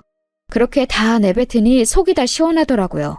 이혼할 목적으로 말했으니 속이 아주 편안했죠. 그런데 그렇게 말하니 엄마의 표정이 이상했어요. 나는 이제 이런 미친 집구석에서 며느리 짓 하기 싫어. 못해. 엄마는 표정이 왜 그래? 내가 그동안 숨겨서 미안해. 엄마한테는 차마 내가 이런 집구석의 며느리라고 말을 못하겠더라고. 나는 내 새끼가 이런 짓을 당하는지도 모르고 사돈이 돈을 요구하며 그대로 주고 있었어. 네 시어머니가 틈만 나면 우리 과수원 얘기를 하면서 돈을 달라고 하더라고. 나는 우리 수영이가 몸도 아픈데 미움받게 하지 않으려고 얼마나 돈을 많이 썼는데. 뭐? 이건 또 무슨 소리야? 엄마한테 시어머니가 돈을 달라고 했었어? 나 이거 처음 듣는 얘기야. 이게 무슨... 당신이 말해봐. 당신은 알고 있었어? 이번에도 새로 사업을 시작했다며. 그러면서 하도 앓는 소리를 하길래 나는 그것도 모르고 우리 농장이랑 과수원이랑 심지어 마을 대부분 농장을 거래처로 소개했어. 그래서 지금 너희 시댁 거래처는 거의 우리 마을 사람들이야. 그런데 어떻게 이래? 여러분 놀라지 말고 들으세요. 알고 봤더니 시부모님들은 우리 친정 부모님들에게 그동안 계속해서 돈을 요구했다고 하더라고요. 심지어 새로 시작한 사업 관련해서도 우리 부모님에게 접근했었대요. 뭐 자식들에게 쓸 돈이라고 하면서 돈을 달라고 하는데 나는 그 돈이 우리 수영이를 위한 줄 알았지. 그런데 막상 내 새끼는 이런 취급을 당하고 있었어? 세상에, 나는 그것도 모르고. 심지어 너희 시댁 식구들이 하는 유통사업에 내가 제일 큰 거래처로 계약도 맺었어. 진짜 미친 집구석 아니야? 나 못 참아. 당장 변호사 선임해. 그리고 당장 계약 파기해. 아니 이 사람들 무서운 사람들이네. 어떻게 이럴 수가 있어? 친언니를 선두로 우리 아빠와 형부까지 나서서 저는 이혼 소송을 진행했습니다. 아이를 잃은 슬픔에 저는 깊게 관여하지는 않았어요. 그래서 언니에게 엿들었는데 시댁은 철저하게 망했다고 하더라고요. 남편과 시어머니 그리고 심지어 동서들까지 저를 찾아온 거 있죠? 세아가 내 얼굴을 봐서라도 한 번만 용서해 주겠니? 우리 지금 거래처가 다 끊기면 여기에 들어간 돈이 워낙 많아서 온 가족이 만하게 생겼어. 그러니 한 번만 도와주렴, 응? 형님, 제가 너무 잘못했어요. 저 지금 사업에 들어간 돈을 포함해서 이혼까지 당하게 생겼어요. 한 번만 봐주시면 저 이제 조용히 눈에 띄지 않고 살게요. 제발요. 저 대출 받아서 투자한 사업이에요. 저 이혼당하면 갈 곳이 없어요, 형님. 제가 그때 미쳤었나 봐요. 그렇게 형님이 쓰러졌는데 모른 척한 거 평생 뉘우치며 살게요. 제발요. 수영아, 다시 생각해봐. 우리 다시 처음부터 시작하자. 아직 나는 너를 사랑해. 어? 이렇게 헤어지기엔 너무 아쉬워. 내가 사업하고 돈 때문에 너한테 이러는 건 아니야. 물론 저는 저렇게 찾아와서 말해도 눈 하나 깜빡하지 않았습니다. 내가 며느리로 있을 때 잘하지? 라는 생각만 머릿속을 지배했어요. 특히 동서들한테는 너무 괘씸한 마음이 들었습니다. 그래서 부모님께 말해서 마을 사람들의 거래도 모조리 끊게 했어요. 동서들이 돈이 얼마나 들어갔는지는 제 알 바가 아니었습니다. 그래, 잘 됐어. 이제 그냥 혼자 부모님하고 이렇게 시골에서 살아. 너 몸도 안 좋아서 괜히 임신했다가 아기 낳았으면 평생 힘들었을 거야. 그렇게 아기가 좋으면 언니 아기도 있잖아. 조카들 보면서 위안 삼아. 알겠지? 맞아. 육아가 애들 장난도 아니고 나는 그냥 조카들 보면서 만족하려고. 나도 이렇게 시골에서 마음 편하게 사는 게 최고라고 느껴져. 엄마랑 아빠 모시면서 살아야지. 그 미친 집에서 며느리로 계속 살았으면 나는 도저히 못 버텼을 것 같아. 이렇게 저는 저 미친 집안과 연을 끊게 되었습니다. 알터니가 빠진 것처럼 통쾌했어요. 여기까지가 제가 준비한 사연입니다. 재밌게 들으셨나요? 저는 지금 그래서 부모님 댁으로 내려와 살고 있어요. 다시 시골로 오니까 몸도 마음도 얼마나 편한지 모릅니다. 아마 평생 이렇게 부모님과 살 것 같아요. 저는 현재에 무척 만족하고 있답니다. 제 사연 들어주셔서 정말 감사합니다.